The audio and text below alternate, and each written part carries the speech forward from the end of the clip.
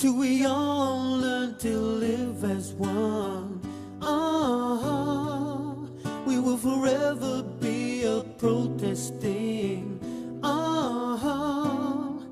Till the height of Aroha exceeds the moon and the sun. We all have to live life and take it as it comes.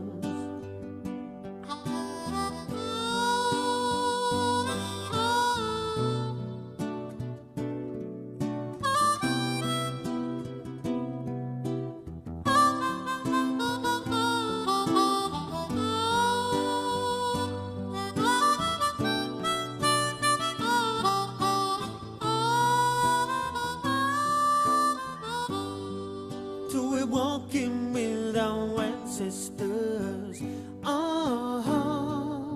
but not before time. We've got matters to attend to, till the height of Aroha and messages are done.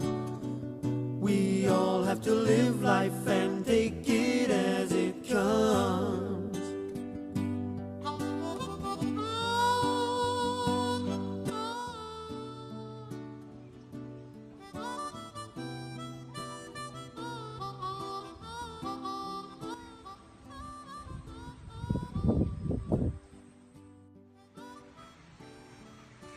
Tēnā tātou i te whānau, e Karakia tēnei, e hangai ana ki ngā Timatanga Hou. Ko te pū, te more, te wū, te aka, te rea. Ko te wā nui, te kune, te whē, te kore, te pō, ki ngā tangata Māori. Nā rangi, rāua ko papa, ko tēnei te timatanga o te ao, ko tēnei te timatanga o te ao, te waiata kīnaki. Ko te pū, te more, te weu, te aka, te rea.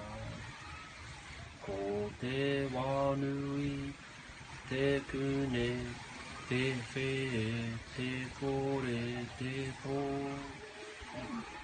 Ki ngā tangata Māori, nā rangi, rāua ko papa, ko tēnei te timatanga o te ao, ko tēnei te timatanga o te ao.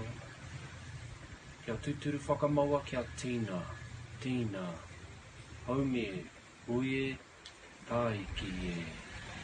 Kia ora.